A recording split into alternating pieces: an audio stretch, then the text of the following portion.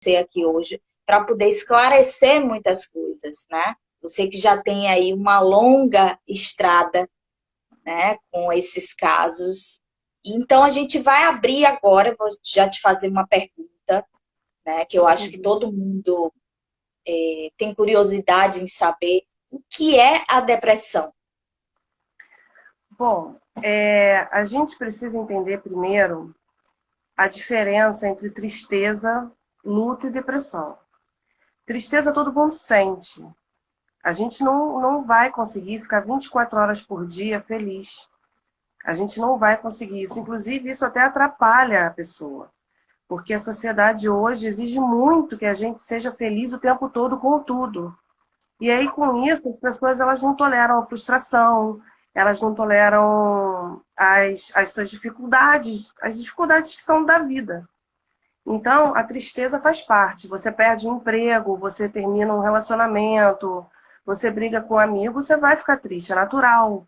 É até importante que você fique triste para você poder se conscientizar do que aconteceu, refletir em cima daquele processo, saber o que tem de teu ali, qual é a sua parcela de responsabilidade naquilo, para que você possa aprender com aquela experiência e seguir. Isso é a tristeza. Ela faz parte da vida humana e é muito importante que a gente se conscientize disso e se permita sentir essa tristeza quando tiver que sentir. O luto é quando você perde algo significativo para você, que não necessariamente você perde por morte, né? Você perde, como eu falei, um emprego, alguém, um rompimento, você fica enlutado. E a depressão é uma doença. Ela é algo muito mais sério. Ela não é um sentimento. Ela é uma doença, é um transtorno mental que paralisa a pessoa. A pessoa ela simplesmente não consegue dar conta da vida dela. Eu falo muito assim que todos os órgãos são importantes. O cérebro é um órgão fundamental. Então as pessoas elas têm um problema, um preconceito muito grande com a depressão, mas a depressão é uma doença da ordem do cérebro. O cérebro não está funcionando direito. Né? Ele está com dificuldade de realmente enxergar a realidade como ela é. As pessoas com depressão elas tendem a ver tudo negativo, elas são muito pessimistas, elas são muito apáticas. Nem sempre as pessoas ficam tristes na depressão. Muitas vezes as pessoas reclamam até que não estão sentindo nada, que é a apatia. Ou então tem a tristeza, mas é uma tristeza mais profunda, é uma tristeza. As pessoas costumam dizer que parece que vão tocar naquela tristeza. É aquela angústia, aquela dor no peito que não cessa. Pode vir também com muita ansiedade, se for uma depressão ansiosa. Desânimo, a pessoa, qualquer movimento que ela faça exige muito dela. É um cansaço muito grande. Coisas que você antes gostava de fazer, você perde o interesse, a falta de prazer na vida, falta de vontade de sociabilizar, de estar com as pessoas que você antes tinha vontade. Então, é uma doença. As pessoas elas precisam entender que, por exemplo, você tem algum problema no coração, você vai no cardiologista. Você está com alguma febre, você vai procurar saber qual é a origem dessa febre. Agora, a pessoa quando está em depressão, as pessoas acham que é frescura, é bobeira, é falta de Deus, é preguiça. E nisso a pessoa vai se afundando mais ainda nesse processo, e aí realmente a depressão pode ficar grave, e aí pode surgir a possibilidade de um suicídio. Então existe essa diferença. Depressão é um transtorno que precisa ser tratado com medicamento, com terapia, com a espiritualidade, que hoje os médicos estão falando disso, a OMS está falando disso, está liberando os profissionais a falarem disso.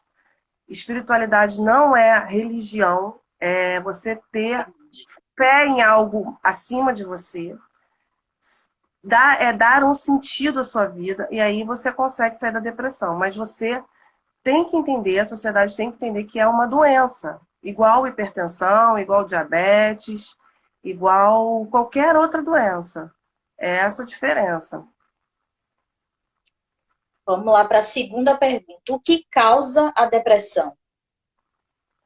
Olha, tem a predisposição genética, Certo. né?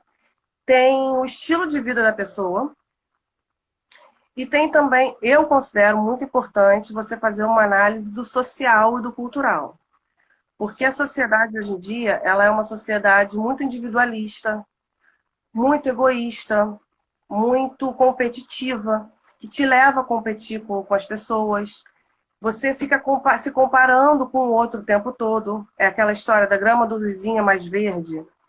Você é muito cobrado a estar sempre fazendo uma excelente performance, a ter uma excelente casa, um excelente carro, um excelente relacionamento, e aquela cobrança excessiva, excesso de produtividade.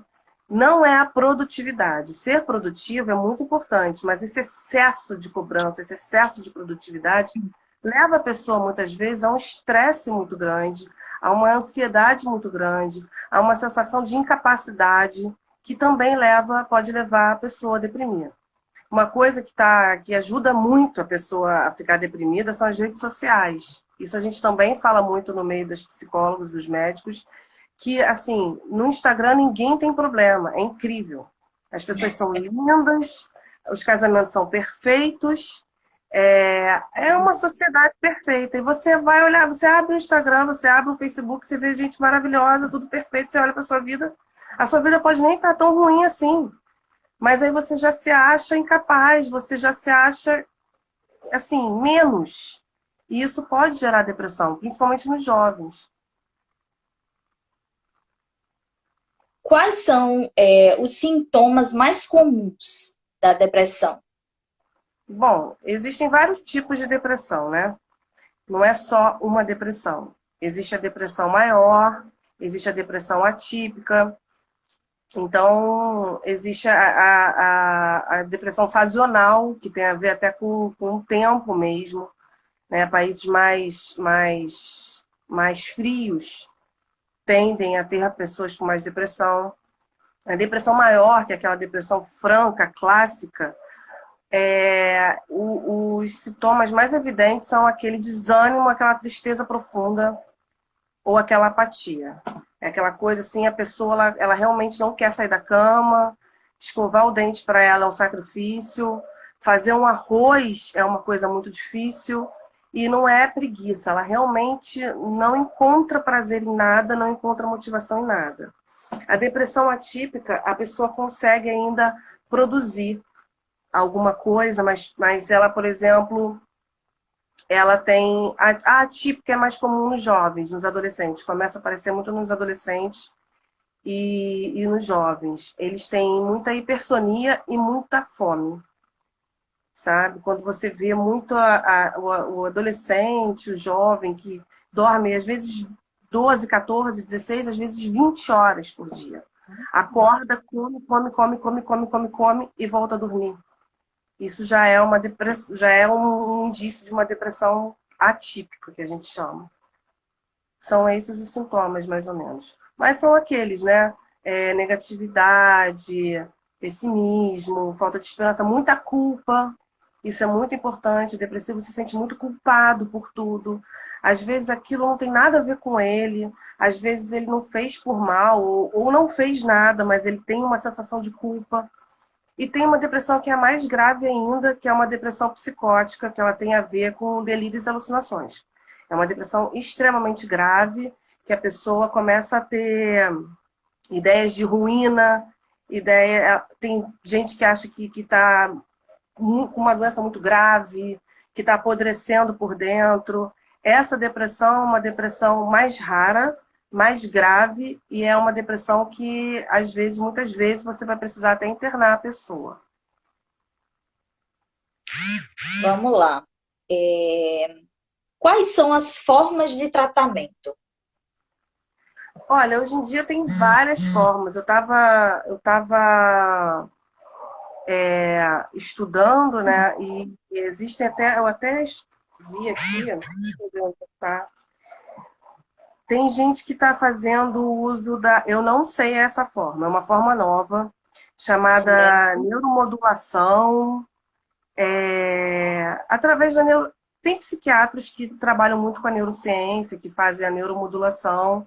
Essa é uma forma muito nova, que até a psiquiatra Ana Beatriz Barbosa fala muito, que ela diz que é como se ela faz um ultrassom mesmo do cérebro, ela vê as áreas mais atingidas e ela faz tipo... São choques, né? Não São chega a ser choques, um eletrochoque. Eletrochoque é certo. uma outra coisa que às vezes é importante, mas assim, em último caso, o eletrochoque é o último caso. Mas assim, o tratamento mais clássico mesmo são as medicações, né, Certo. antidepressivos, psicoterapia é fundamental, algo espiritual, como eu falei, uma oração, uma prece, uma reza, uma meditação. Meditação é muito importante porque organiza o cérebro. O Hoje as cérebro às vezes terapias está alternativas, né, muito ajudam bom bastante. terapias alternativas, atividade física, mas quando Sim. você estiver melhorando da depressão com a medicação. Porque você ficar pedindo para um depressivo fazer atividade física, ele vai se sentir pior ainda. Porque ele fala, não consigo nem levantar da cama, e essa pessoa está querendo falar para eu pegar um sol para eu caminhar. Não vou conseguir.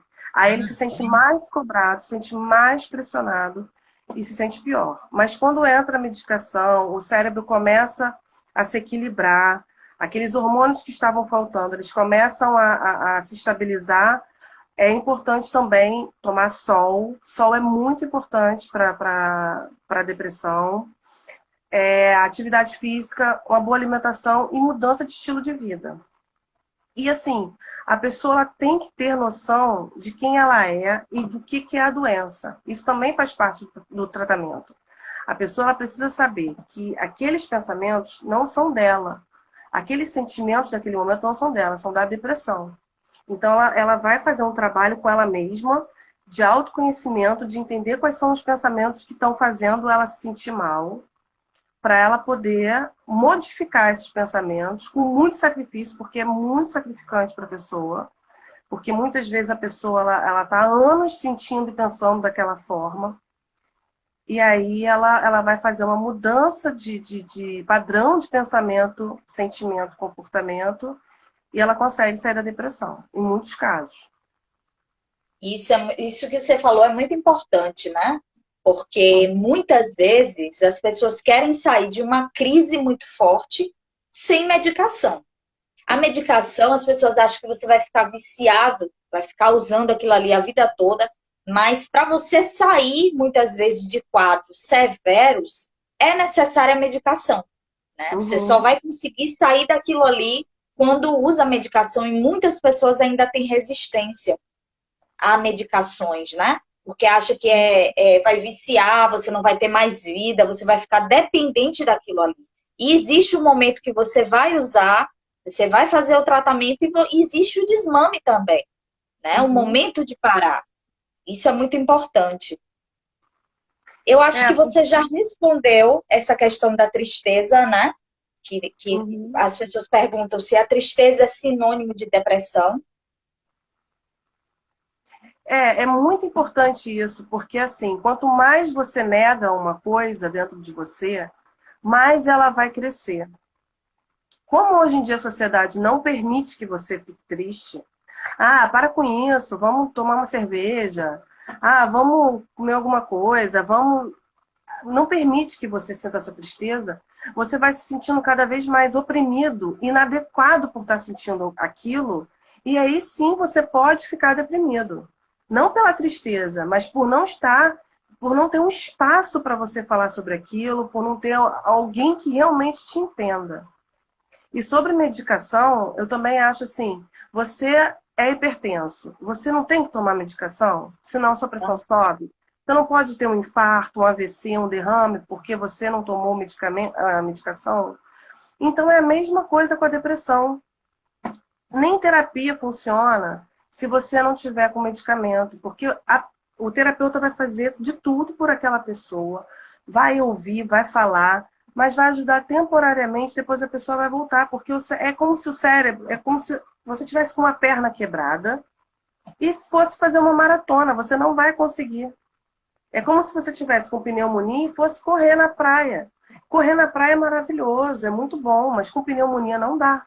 Você tem que melhorar o pulmão, os brônquios, você tem que melhorar aquilo para depois você correr na praia. Então, é a mesma coisa da depressão. Você trata o cérebro, você trata o funcionamento do cérebro, até mesmo para a terapia poder entrar.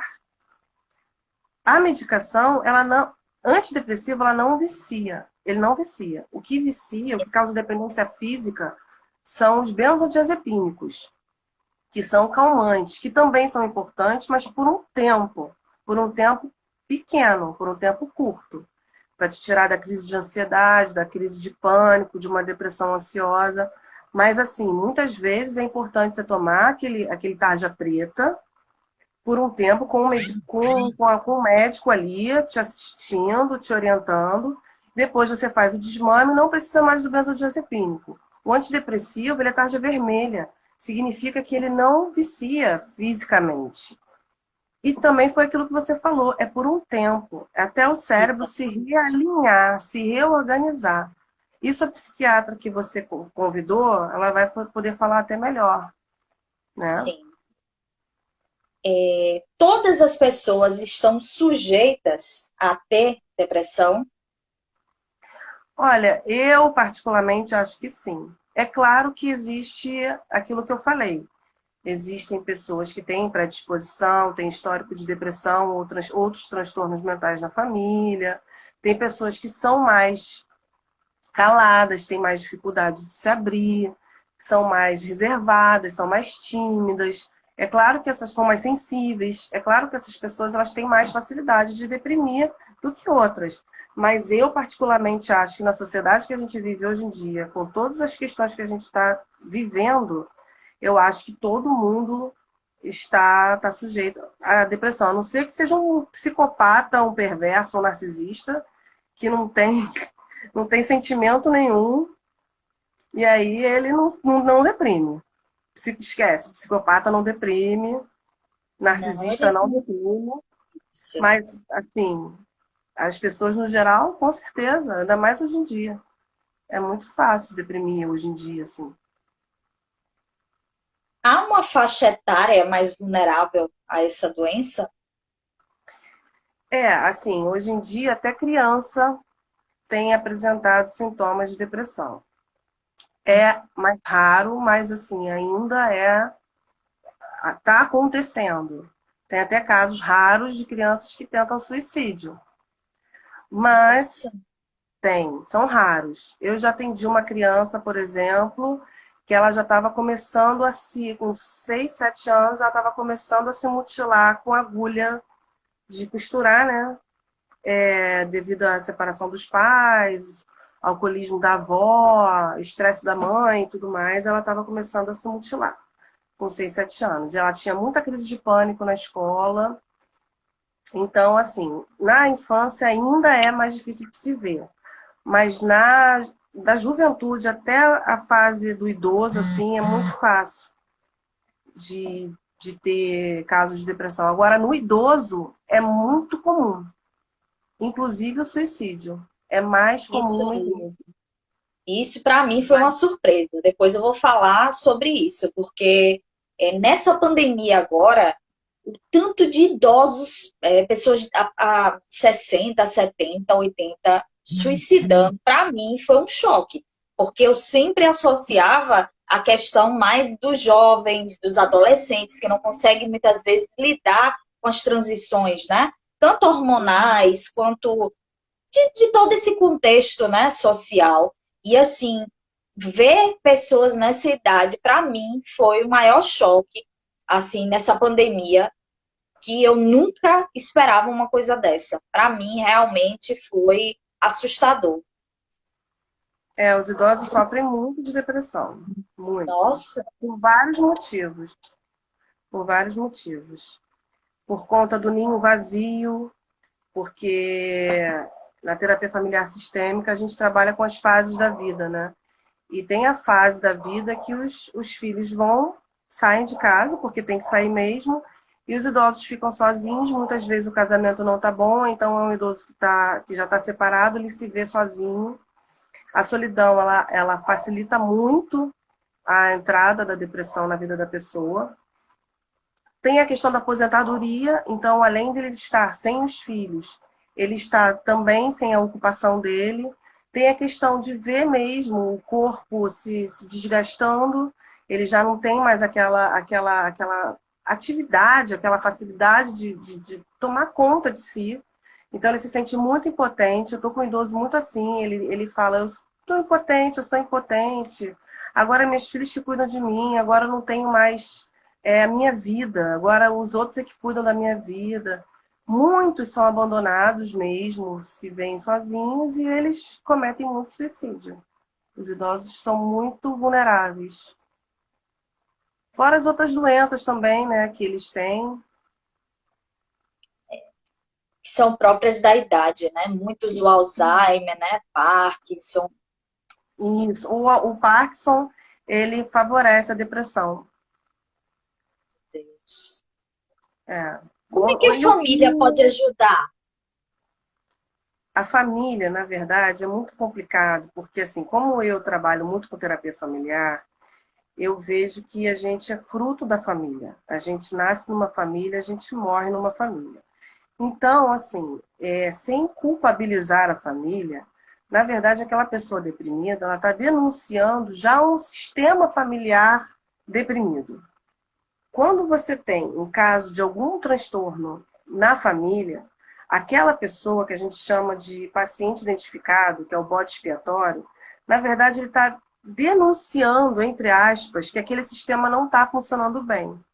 Então, talvez a própria família não consiga ajudar, porque a própria família está envolvida naquele processo. Ela está envolvida naquele processo de depressão. Então, assim, se conseguir perceber isso e ajudar, a ajuda é levar um profissional qualificado, levar um terapeuta, um profissional que eu digo, um psiquiatra, um clínico geral também, porque tem as questões hormonais, tem questões metabólicas que levam a pessoa a deprimir também. Então, vamos ver a parte clínica, ver a parte psiquiátrica e a parte psicológica, a terapia. E ajudar no sentido, assim, não julgar, não criticar, porque a família, acho que no afã de ajudar, fala, você está muito preguiçoso, levanta dessa cama, vai pentear esse cabelo, vai para a rua, que não sei o quê. E aí a pessoa vai se sentindo pior ainda, e aí ela não consegue mesmo dar conta daquilo, ela não consegue.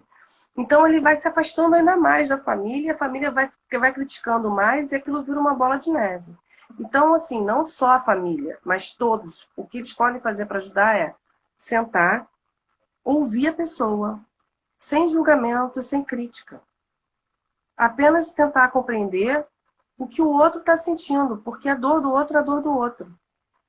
Eu ouvi até de um psicólogo que ele falou assim, eu posso visitar uma pessoa que está com câncer em estado terminal, mas se eu tiver com o dedo o dedinho com a unha encravada, vai doer mais para mim do que aquele câncer.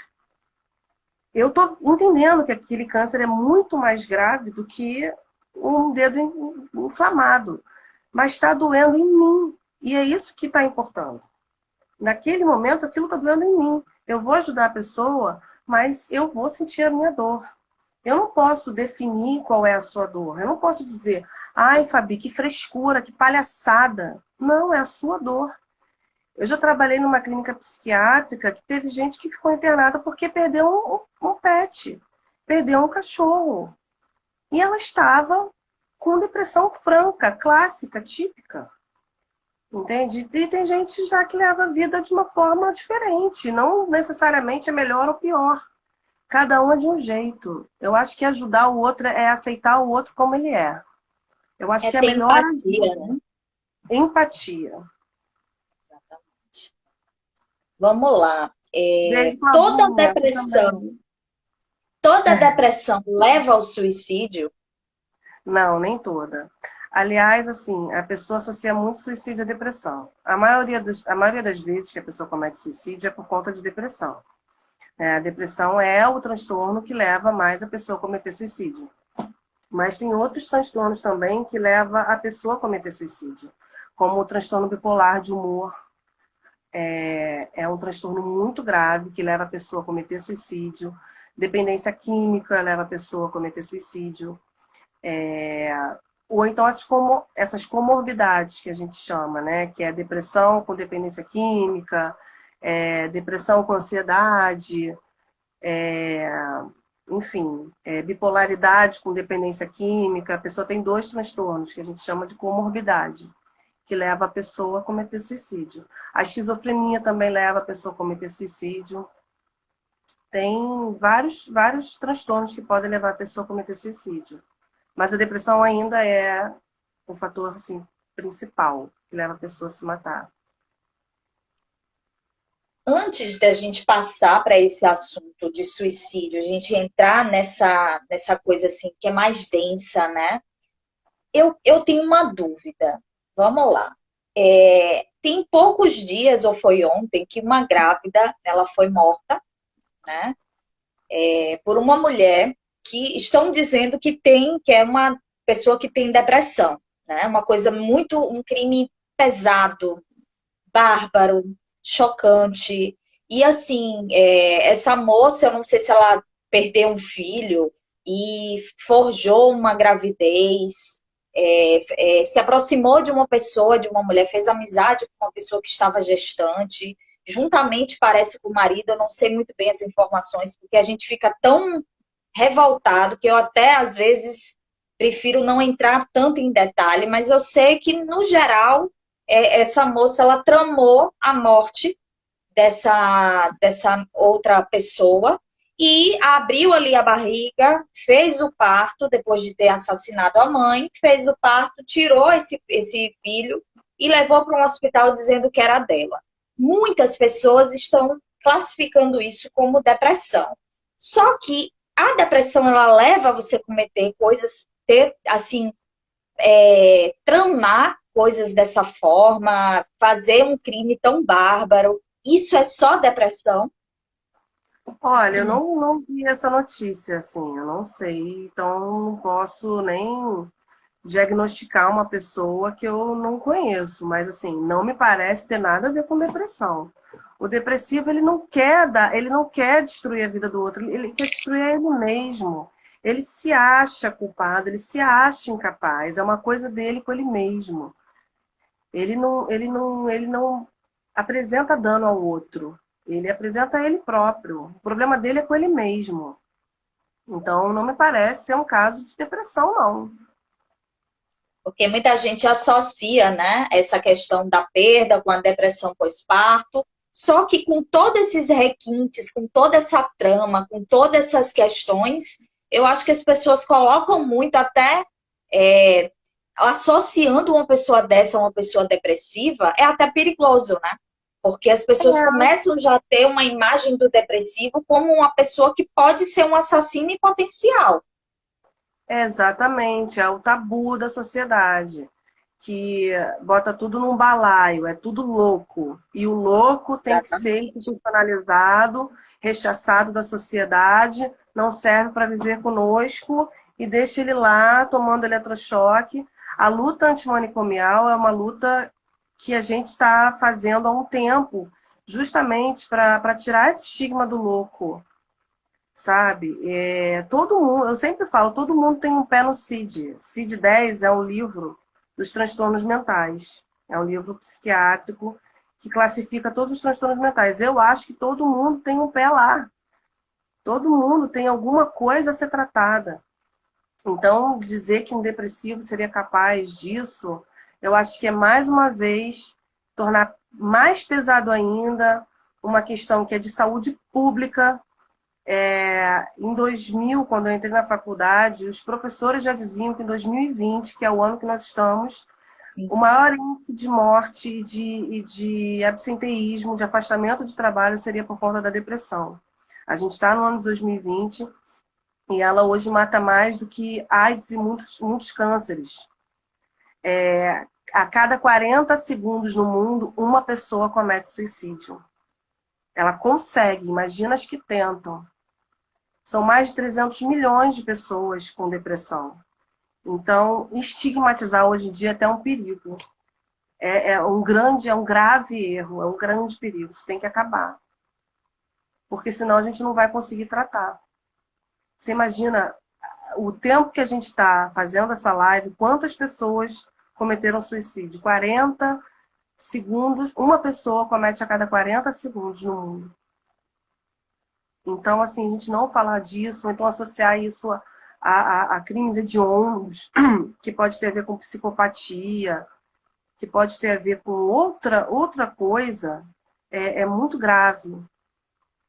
Até para uma pessoa que está em depressão pedir ajuda. Vai falar, vão pensar que eu sou maluco, vão pensar que eu sou fresco, vão pensar que eu sou mau, vão pensar que eu sou capaz de matar, vão se afastar de mim. E aí a pessoa pode morrer por causa disso. Vamos lá. Quais são os sinais que a gente pode identificar um possível suicida? Olha, ele começa a querer se despedir das pessoas, ele às vezes procura gente do passado para agradecer, para pedir desculpas, ele fica muito no passado.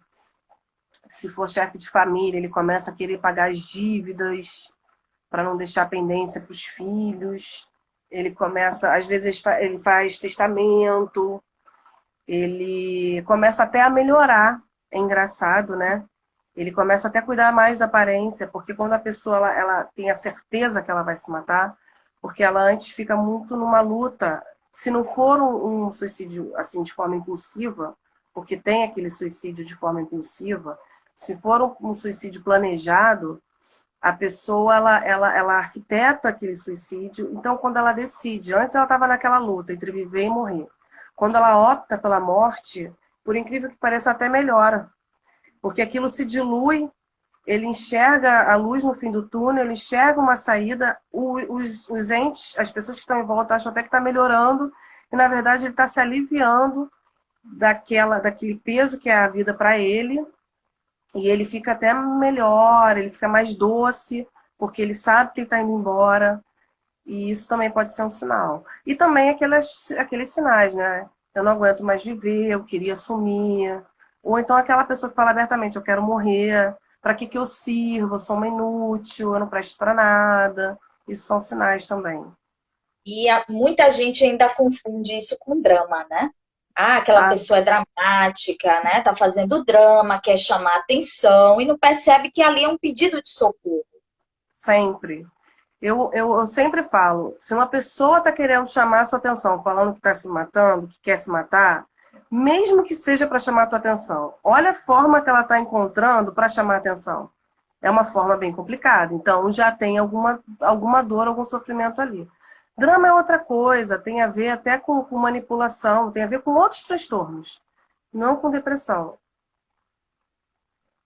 Como ajudar uma pessoa que está dizendo que quer morrer ou uma pessoa que se nega muitas vezes a buscar ajuda, porque ainda existe esses casos, né? De que a pessoa precisa ir ao médico, precisa tomar uma medicação e ela se recusa a isso. Como é que a gente ajuda uma pessoa que se recusa a buscar um médico?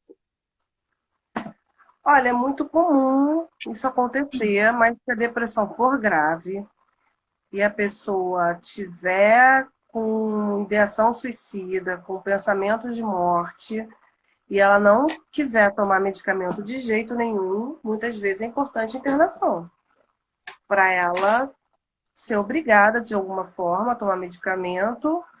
O medicamento vai surtir efeito, ele demora para fazer efeito, o antidepressivo demora de 2 semanas a um mês para fazer efeito. O efeito ansiolítico dele, o efeito calmante dele é inicial, mas o efeito antidepressivo demora de 2 semanas a um mês. Ele vai ficar sendo assistido numa clínica e quando ele perceber que os antidepressivos estão fazendo efeito, na clínica tem psicólogos e, enfim, os tratamentos estão surtindo efeito, ele vai melhorar e, de repente, ele nem vai querer parar de tomar o medicamento quando ele sair. Mas, em alguns casos, é importante internação. Eu andei, Ju, lendo sobre algo que eu não conhecia, que é chamado do suicídio passivo crônico, né? Que é quando a pessoa ali, muitas vezes, não mostra que vai se matar, mas ela se mata lentamente, né? Que é uma pessoa, muitas vezes, que vai se afogando nas drogas, outras no álcool, outras na comida, né? E vai se destruindo aos poucos. Então, assim, como você identificar isso também? Né? Se isso aí é um suicídio passivo crônico, ou se é uma pessoa realmente que está ali numa crise de ansiedade, mas vai passar, né? Porque assim a gente vê muito isso, as pessoas que estão muito obesas, ou as pessoas que estão ali em uma rotina de droga muito pesada, né? E aí a gente muitas vezes não percebe que aquela pessoa ela está se matando lentamente. Então não deixa de ser um suicídio, né? Como Uhum. ajudar? Existe isso, com certeza. O depressivo, ele é muito autodestrutivo. Aliás, os transtornos mentais tendem a causar uma autodestruição, então uma destruição de outra pessoa, em alguns outros casos, de outros transtornos. E a pessoa, ela não tem, ela, às vezes, até inconscientemente, ela provoca a morte, foi como você falou, nos vícios, dirigindo de forma irresponsável, brigando na rua com estranhos, enfim, tendo comportamentos suicidas. E a ajuda é sempre essa. Você tem que entender o que está por trás daquilo. O que motiva a pessoa a estar agindo assim? É uma carência afetiva? É uma dependência emocional? É um problema familiar? É alguma questão tá ali. A gente não adoece à toa. Todas as doenças elas estão revelando o que tem para resolver. O corpo é perfeito. O corpo foi feito o cérebro foi feito para a gente sobreviver. Até os sintomas de qualquer doença eles são alerta. Eles servem para a gente poder identificar o que está acontecendo, para a gente mudar. Então, é entender o que está por trás daquilo. Se são traumas, aí tem que entrar na terapia. Tem que entrar na terapia e ver o que está fazendo a pessoa desistir de si mesma. O que faz? Alguma questão familiar? O que leva a pessoa a não querer saber de si? Porque, assim, eu particularmente acho o seguinte: todo mundo pode desistir de mim, menos eu. Eu não posso desistir de mim. Se eu desisto de mim, eu vou realmente procurar a morte de alguma forma, seja diretamente ou indiretamente, como você falou. Né? Quando um paciente, um possível suicida, ele chega em um consultório ali, né, para fazer uma terapia com o psicólogo, como funciona essa terapia? O que é abordado? Como é que vocês, como psicólogos, agem nessa situação de possíveis suicidas? E ainda tem a questão aqui também, que eu esqueci de mencionar, que um suicida, ele pode ser reincidente, né? Ele pode. Como é que a família vai ficar alerta em relação a isso? Porque deve ser uma. É, é uma dificuldade. Eu acho que até é uma falta de tranquilidade para a família. Né? Muitas vezes a gente fala que a família precisa estar ativa, ela precisa ajudar, mas eu já vi casos em que nenhum familiar dormia, né? Quando a pessoa estava acordada, quando ela estava em crise, porque qualquer coisa, a pessoa não conseguia ter paz, não conseguia ter tranquilidade, qualquer coisa podia virar, né? Uma, algo que pudesse ferir a própria pessoa. Então a pessoa começava a esconder facas, né? Remédios. Então tinha uma dinâmica, toda uma dinâmica no local. E as pessoas também, às vezes, os próprios familiares, eles também adoecem, né? Nesse sentido. Então a terapia ela funciona para todos. Todos os familiares precisam também desse apoio psicológico. Como é isso? A pessoa que ela está com ideação suicida, ela precisa muito de tratamento urgente, com o psiquiatra, com o psicólogo, como eu já falei, e assim, realmente, a família sofre muito. A pessoa que tem...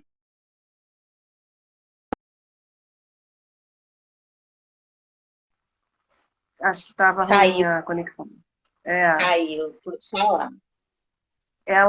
a pessoa que tenta suicídio uma vez, ela tem mais propensão a tentar de novo. Então, a pessoa que tentou suicídio, não conseguiu, ela é uma pessoa assim que você tem que realmente que ficar ligada.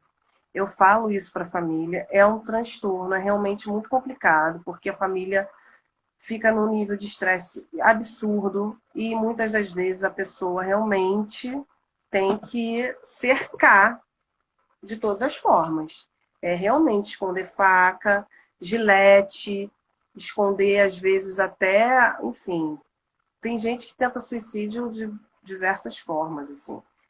E é um trabalho terapêutico com a família. Cada terapeuta vai trabalhar de uma forma, existem várias linhas. Existe a terapia cognitivo-comportamental, a gestalt terapia, a terapia familiar sistêmica. Cada terapeuta vai ter sua forma de tratar. Mas a forma de tratar o suicida é uma forma que você tem que se cercar de todas as, assim, de todas as formas. Ele realmente fica em vigilância 24 horas. E, infelizmente, isso é muito difícil para a família, eu entendo.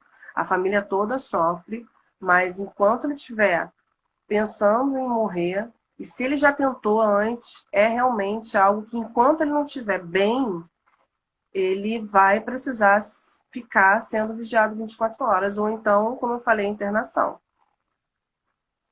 Não tem jeito. Porque o Aqui eu já suicida, quando ele deseja muito, ele planeja muito, ele arquiteta de uma forma que ele pega você de surpresa. Você pisca o olho, ele faz. com a aproximação agora de Setembro Amarelo, né? E isso funciona de alguma forma, essa questão, porque a gente vê que muita gente fala, há uma mobilização muito grande no setembro, no mês de setembro, e depois tudo isso é esquecido, né? E assim, eu não sei como funciona essa questão do Setembro Amarelo, quais são as ações que são feitas nas escolas, por exemplo, né? Eu acho de fundamental importância ter esse apoio psicológico nas escolas, né? Já que ali tem muito adolescente, muitas vezes muitas crianças que estão vivendo em, em um seio familiar que é tóxico, né? Então, assim, principalmente essas escolas aí de periferia, onde a questão ali, a criança vivencia muitas vezes a violência doméstica, né? A questão da criminalidade. Como é essa, essa ação que é feita do Setembro Amarelo? Você acha que é eficaz? Está sendo eficaz? Com certeza.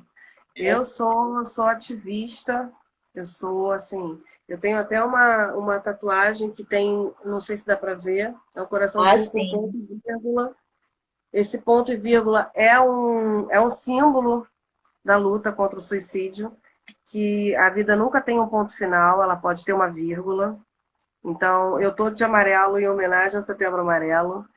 E, assim, eu tenho certeza que funciona, porque, na verdade, essa história de Setembro Amarelo começou em 94, nos Estados Unidos.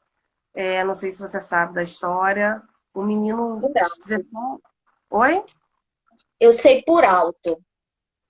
Um menino de 17 anos, ele se matou num Mustang amarelo. E ele deixou um bilhete no carro. E os pais, obviamente, muito sofridos com isso, no enterro dele, eles fizeram um cartão amarelo e dentro do cartão tinha uma fitinha amarela. E estava escrito: se você está pensando em cometer suicídio, entregue esse cartão para alguém e peça ajuda. Só que esse cartão ele viralizou, foi para o mundo todo. E em 2013, a OMS decretou que dia 10 de setembro ia ser o Dia Mundial do Combate ao Suicídio. Em 2015, no Brasil, o CVV decretou isso. Então, assim, já vem de longa estrada. É um trabalho de formiguinha? É, porque é o que eu falo. Todo transtorno mental é estigmatizado.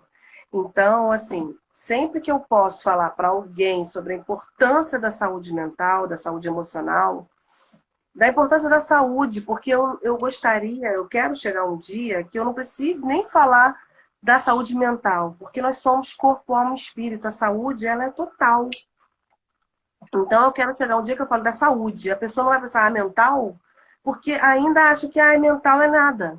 É um problema, sabe, aquela história do problema nos nervos, é síndrome de nada. Então, é, se eu puder falar para uma pessoa, essa uma pessoa falar para uma pessoa e para uma pessoa, as pessoas vão se conscientizar. Então, eu sou super fã do Setembro Amarelo. Eu sou, assim, apaixonada, eu acho fundamental. Só da gente poder falar sobre isso. Antigamente não se podia falar sobre isso. Não podia.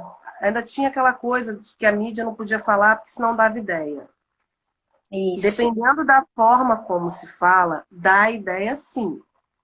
Dependendo da forma como a gente fala do suicídio, a pessoa que está pensando em se matar, ela não tem ideia, ela vai ver que o outro conseguiu e como conseguiu, ele falar, então eu consigo dessa forma?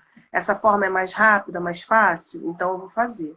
Mas não é não falar, é o que falar e como falar.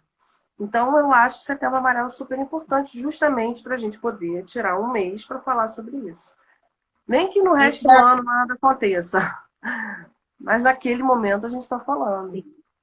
isso é até um alerta, né, para os jornalistas, porque eu já vi muitas matérias onde se coloca ali, fulano usou tal medicação, Uhum. né? Fulano, aqui em Aracaju aconteceu um caso desse.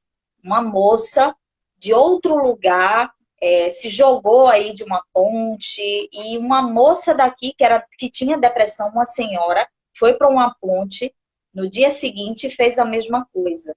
Então é preciso ter esse cuidado realmente. Você falar sobre o suicídio é diferente de você falar como a pessoa suicidou, né? Porque eu acho que isso é totalmente desnecessário. Não É, precisa. E a gente ainda encontra em alguns jornais, em algumas matérias, inclusive eu vi uma vez aqui um enfermeiro também que suicidou, e assim, até a medicação que ele usou, a dosagem que usou, já estava viralizado na internet. Isso é o maior perigo, né? Porque para quem está claro. pensando, ele vê que realmente aquilo ali surtiu efeito e a pessoa vai fazer, né? Outra coisa que é muito importante que a mídia faz é sensacionalismo, né? Romancear o suicídio. Eu me matei por uma causa nobre, por algo religioso, espiritual, ou porque essa sociedade, porque o mundo, então eu estou chamando a atenção do mundo. Romancear, botar romance, botar beleza no suicídio. Não existe nada de belo, de romântico no suicídio. A pessoa ela está num estado absurdamente desesperador. E ela não quer dar conta, dar cabo da vida dela, ela quer dar cabo daquela dor, daquele sofrimento. Então não tem nada de romântico no sofrimento. O sofrimento não é romântico, sabe? É igual aquele conceito de amor romântico, eu tenho que sofrer por amor. Quanto mais eu sofro, aí eu já vou até mudar de assunto, né? Mas assim, é essa coisa de romancear coisa ruim, sabe? Não é o romancear a mulher que tem que ser multitarefas, romancear o amor que tem que ser sofrido, tem que ser com muita dor, romancear o suicídio, que foi um ato heróico, um ato corajoso, ou então um ato covarde, não.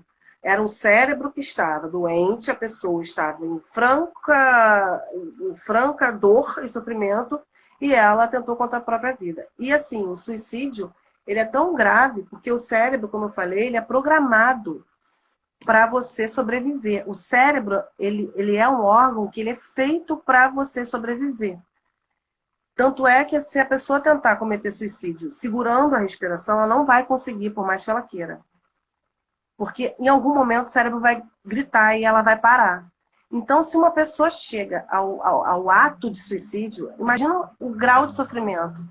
O quanto ela driblou o próprio cérebro para conseguir aquilo. Então, não tem nada de romântico, é uma doença.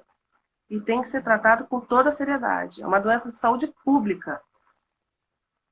Exatamente. É como a questão da depressão também, né? Que a gente vê muita gente romancear. Hoje eu acordei depressiva.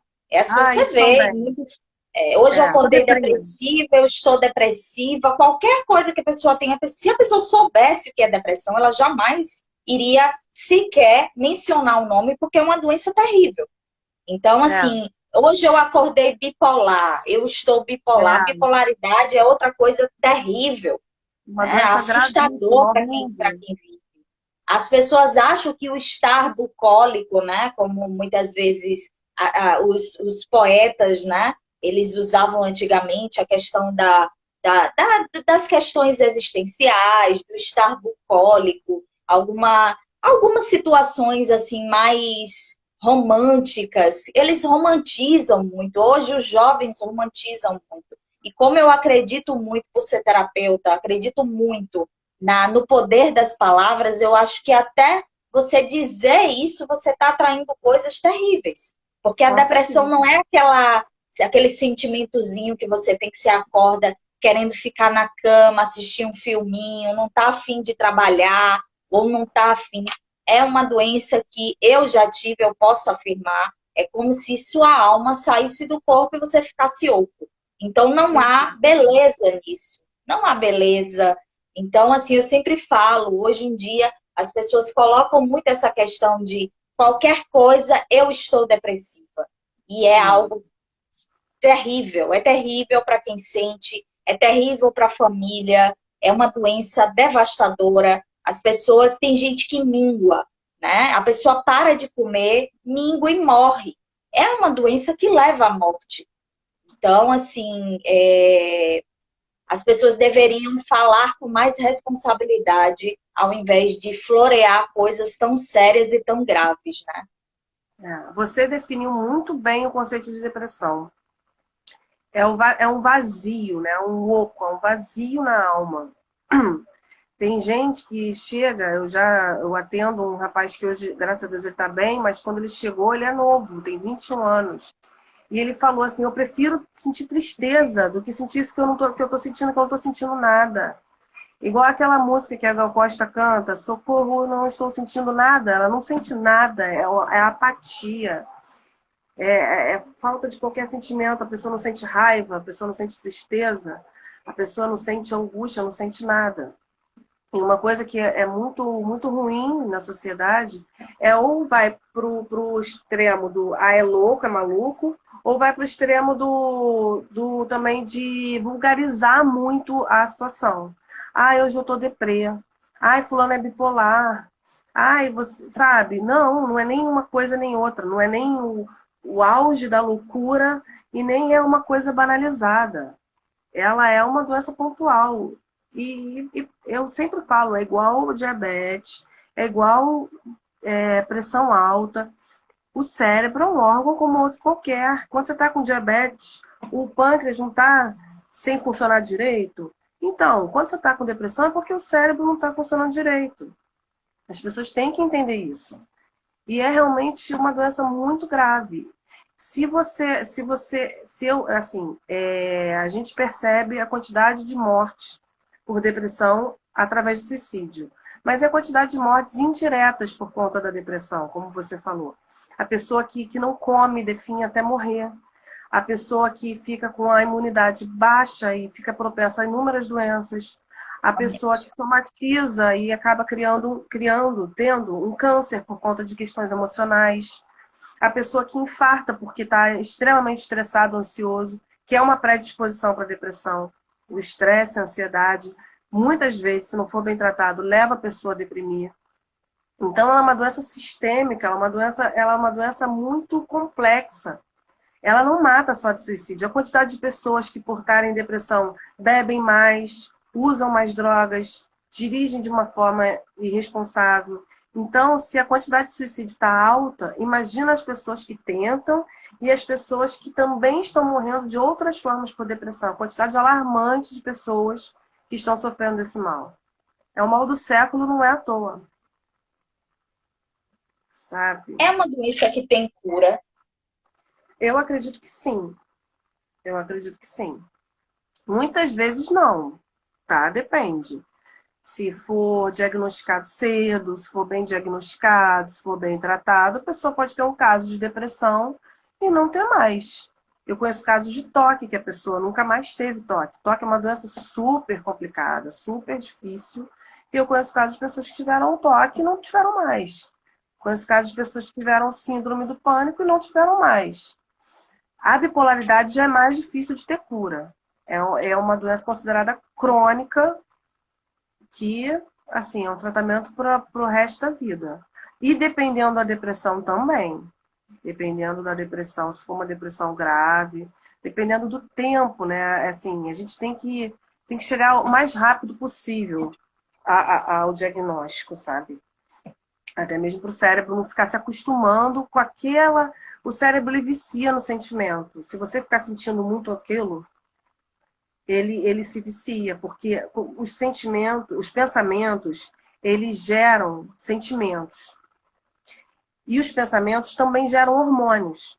Isso também é comprovado cientificamente. Você vai fazer um mapeamento do seu cérebro quando você está orando ou meditando, você vai ver um cérebro. Você vai fazer quando você está estressado, nervoso, você vai ver um outro cérebro. Né? Tem vários estudos de pessoas, um grupo de pessoas que estavam vendo filme comédia e um grupo que estava vendo drama. E você vai ver o cérebro desse grupo é totalmente diferente do cérebro do grupo que estava vendo drama. Então, se a pessoa vive naquele pensamento de ruína, de derrota, de coisa ruim, o cérebro vai se viciar. Então, se você chegar a tempo, você vai poder intervir nesse pensamento. E o cérebro, ele também, ele pifa se você ficar muito tempo com esses pensamentos. Ele aguenta até no máximo 2 anos de estresse, assim, seguido. Depois disso, ele vai adoecer. Qualquer estresse forte, ou esses pensamentos recorrentes, né?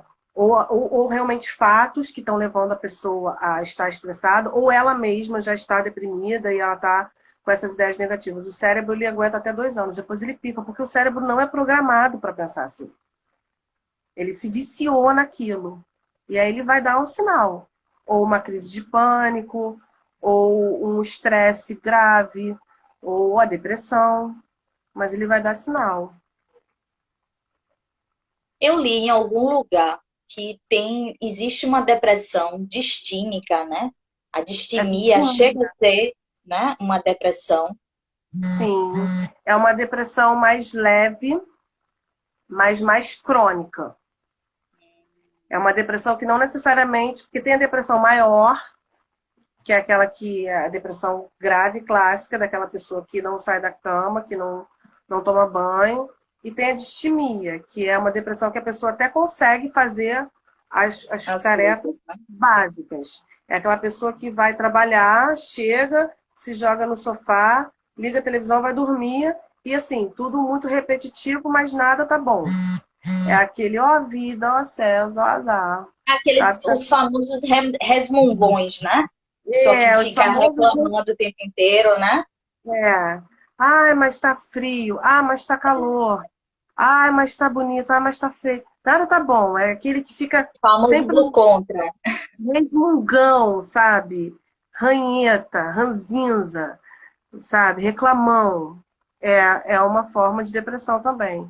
Que também as pessoas não levam a sério. Ah, fulano é chato. Fulano reclama de tudo. É do Ai, contra. fulano é do contra. Irritado, nervoso. Às vezes o nervosismo é um sinal de depressão. Principalmente em homens. A mulher ela tende a chorar mais, a ficar mais triste.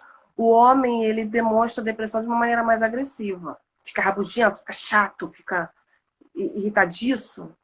Aí a distimia também, né? A distimia é aquela coisa crônica e demora mais a tratar. O tratamento Eu não tenho como não tocar nesse assunto, porque eu sou amante, amante de bicho, de animais. Vou pegar meu gatinho aqui pra você ver. Eles ajudam na cura. muito, muita coisa, muita coisa. Tem casos das pessoas, dos psiquiatras, indicarem um pet, um cachorro, um gato, muito, principalmente com os idosos. Que aí o Sim, idoso vai se ocupar, vai ter uma companhia, ele vai ter um motivo para sair de casa, que leva o cachorrinho para fazer xixi, leva no veterinário, dá banho, ele se sente útil. Nossa, é maravilhoso. É comprovado cientificamente que os bichinhos, eles geram o hormônio da ocitocina, que é o hormônio do amor, que é o hormônio que a mulher sente quando amamenta um filho, que é o sim. hormônio quando um casal que se ama, se abraça, por exemplo, libera a ocitocina. É o mesmo hormônio que faz a gente se apaixonar pelos pets. Eles são maravilhosos, maravilhosos. Tem gente que não comete suicídio porque não quer se afastar do cachorrinho. Que na hora ele pensa no cachorrinho, pensa no gatinho, fala, ah, eu vou ficar sem ele. Eles salvam muito. Que bom. Julie, eu adorei ter você. Ah, eu Você é também. Já uma pessoa acabou? maravilhosa, já, uma profissional excelente. Nossa, foi Obrigada. muito produtivo, muito, muito mesmo. Eu vou deixar essa live salva, eu vou estar espalhando, porque eu acho tão necessário, foram informações tão valiosas que a gente recebeu aqui. E essa sua simpatia, a sua doçura, eu acho que isso é essencial para o próprio paciente se sentir seguro, acolhido, né?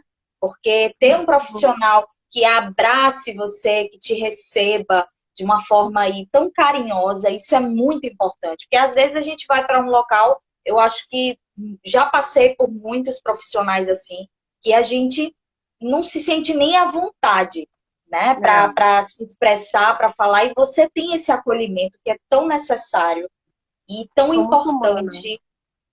Eu, Essa empatia que você tem é maravilhosa. é porque eu realmente amo o que eu faço. Já É falei muito isso para bom. você. Eu realmente amo as pessoas. Eu realmente compreendo o sofrimento das pessoas. Eu já passei por vários sofrimentos também. E vou me transformando. Eu sempre digo que a minha cura é a tua cura.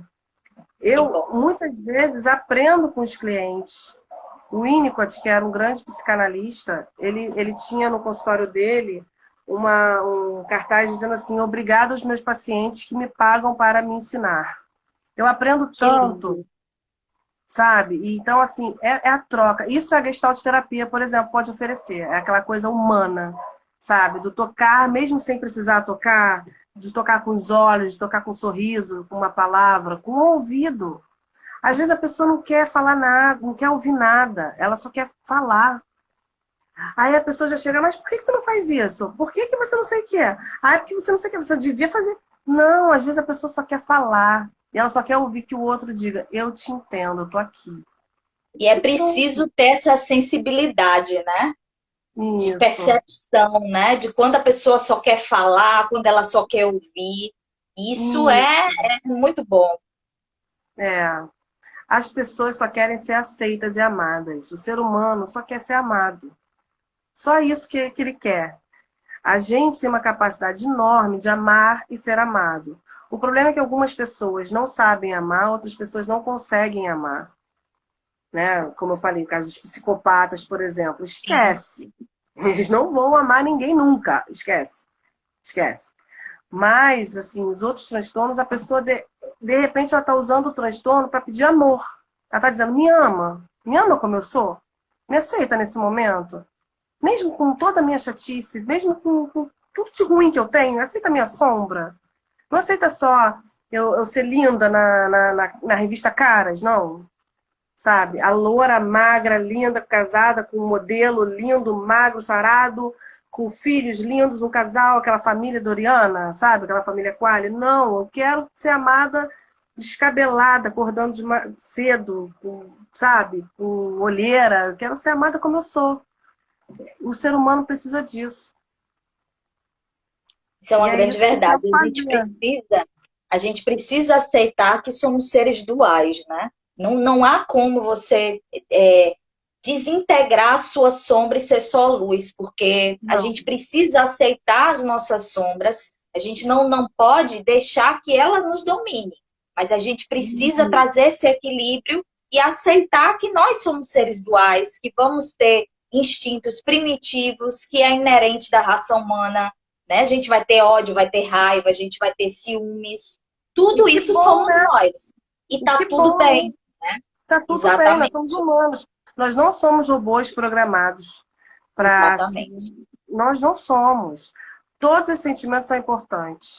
Então, assim, permita-se sentir, permita-se amar, ser amado.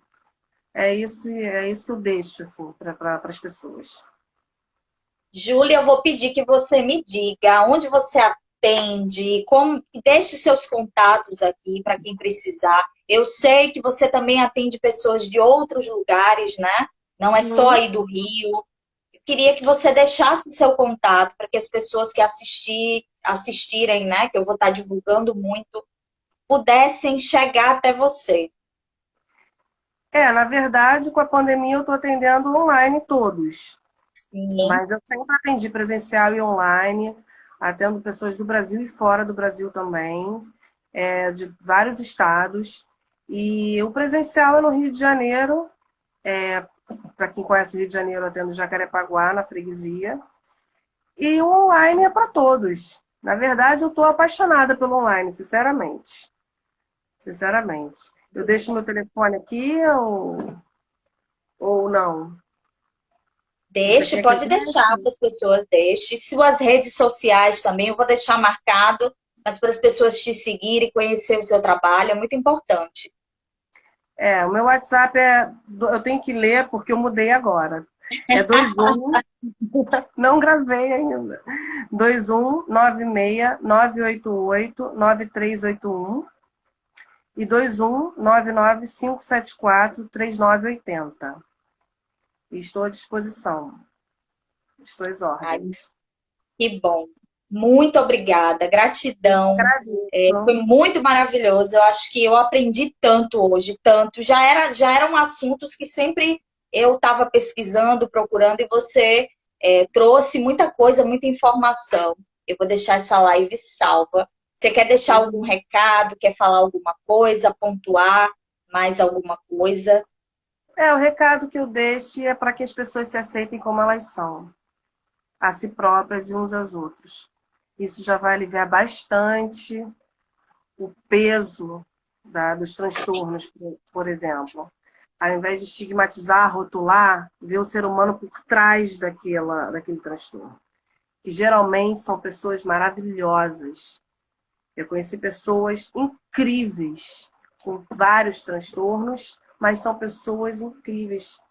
Então eu fico com a pessoa. Fique com a pessoa e não com o transtorno. Não fique com a palavra, é depressivo, é bipolar, é maluco. Não, fique com a pessoa. Aquela pessoa tem uma história para te contar.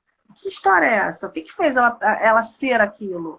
Ela é só aquilo? Não, ela não é só aquilo. Então, o que eu deixo é isso. Vamos nos aceitar como nós somos. E nos amar, Maravilha. Sempre, né? né? E a importância da espiritualidade também, né, Fabi? Que aí entra a sua seara ali Ai, com também. certeza. E a Com medicina tem que certeza. se abrir para isso. Graças a Deus estão se abrindo Está para se esse campo abrindo, aí. né? Graças a Está Deus. se abrindo. O holismo, ele é isso, né? É você tratar o ser humano como um todo, né? Não Nós somos fragmentar seres partes. neste mundo, nós não somos seres deste mundo. Nós estamos aqui por um Exatamente. tempo, com um propósito, e nós somos eternos. Isso também é uma coisa que eu gosto de deixar para as pessoas. Eu gosto muito da espiritualidade, e eu acho que a gente tem que ver a vida de uma forma mais ampla, mais E eu acho completa. muito bacana você também trazer a espiritualidade, né? Porque a ciência, ela não estava caminhando, né, com a espiritualidade. E você é uma das poucas profissionais que eu vejo se abrir também para isso, né? E ter Existe uma agora, visão. já foi comprovado cientificamente que existe no cérebro o ponto de Deus. Já estão descobrindo. O ponto do Criador, do poder superior, de Alá, enfim. Então, a ciência está se abrindo Eu vou para te isso. chamar novamente para uma outra live para falar sobre isso, porque eu acho Ah, isso legal. muito importante. A gente Eu vai amo fazer uma também. segunda live. Você é muito maravilhosa, né, Júlia? Ah, você também, né? Vamos combinar Eu aqui, fico tão né? feliz de ter você aqui. Vou te chamar Eu outras vezes. adorei. Eu amei. Adorei. Muito, muito, muito, muito obrigada. Vou Eu que deixar agradeço salvo pela e marcar oportunidade. você. Muito obrigada, Então, Júlia. obrigada. Beijo. Beijo para todo mundo que Beijo, assistiu. meu amor. Beijo, Sabia. Boa noite. Boa noite. Tchau. Tchau.